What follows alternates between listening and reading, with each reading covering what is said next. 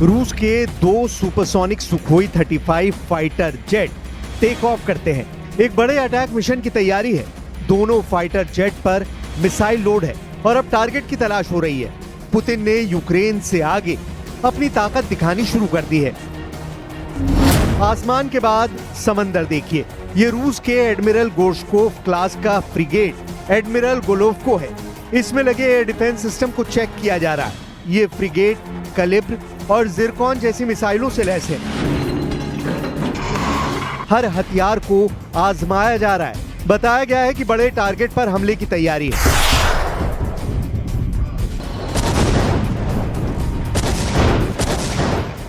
उधर जमीन पर पुतिन ने अपनी ऑनिक्स एंटी-शिप क्रूज मिसाइल को लॉन्च करने की तैयारी कर ली है। यह मिसाइल 800 किलोमीटर तक वार करती है। पुतिन ने अमेरिका और नेटो को अपना पंजा दिखा दिया है। पुतिन के पंजे की ताकत को अमेरिका और नेटो डिकोड कर रहा है। पुतिन के पंजे की पहली उंगली में है उसकी एयर पावर, दूसरी में है उसकी नौसेना, तीसरी उंगली में रूस की मिसाइल पावर है, चौथी उंगली में ईरान है जिसकी तरफ से पुतिन को ड्रोन और मिसाइल सप्लाई तेज करने का दावा किया गया है। रूस की 5वीं उंगली का मतलब है शी जिनपिंग यानी चीन। पुतिन अमेरिका को बताना चाहते हैं कि जब ये पंजा मुट्ठी में तब्दील होगा तो एटम बम बन जाएगा, यानी तब अमेरिका और नेटो का बचना मुश्किल हो जाएगा। यूक्रेन से युद्ध तेज होने और नेटो से घमासान के पूरे सिग्नल मिलने के बीच पुतिन ने अपने सबसे खतरनाक हाइपरसोनिक हथियार दिखाने शुरू कर दिए हैं।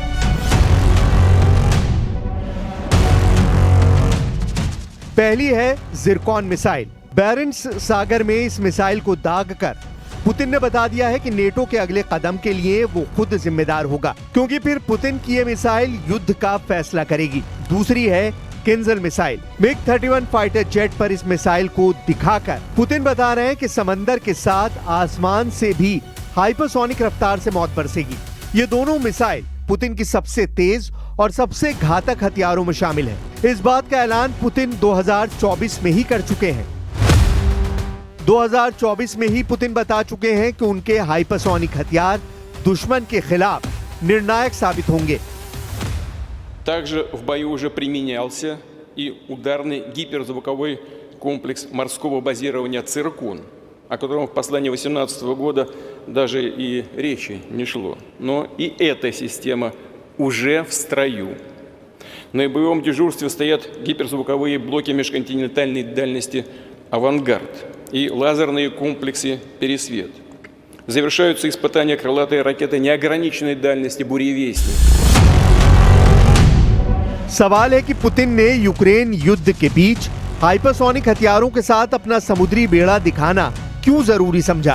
क्यों पुतिन जंगी जहाजों से अभी मिसाइल फायर करके दिखा रहे हैं और सुपरसोनिक फाइटर जेट को भी किंजल जैसी बैलिस्टिक मिसाइल से लैस कर चुके हैं? ये रूस का मिग-31 फाइटर जेट है जो दुनिया का सबसे तेज फाइटर जेट माना जाता है। बैरेंट्स सागर के करीब ये एक रशियन एयरफोर्स बेस से उड़ान भरता है। इसकी लोकेशन सीक्रेट रखी गई है। आसमान में पहुंचने के बाद रूस इसकी लोकेशन बताता है बैरेंट्स सागर, और इस दौरान बादलों से ऊपर उड़ते हुए इस विमान की सबसे बड़ी खासियत दिखाई जाती है।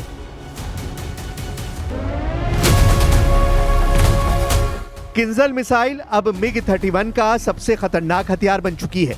जपाद युद्ध अभ्यास के दौरान पुतिन ने इस विमान को नेटो देशों के आसपास उड़ाकर बता दिया है कि जब भी मौका आएगा उनका fighter jet hypersonic Kinjal missile को फायर करने के लिए तैयार रहेगा।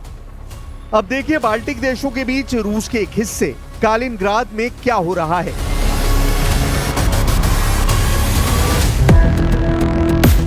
यह है पुतिन का छोटी दूरी का बहुत ही खतरनाक बैलिस्टिक मिसाइल सिस्टम इस्कंदर।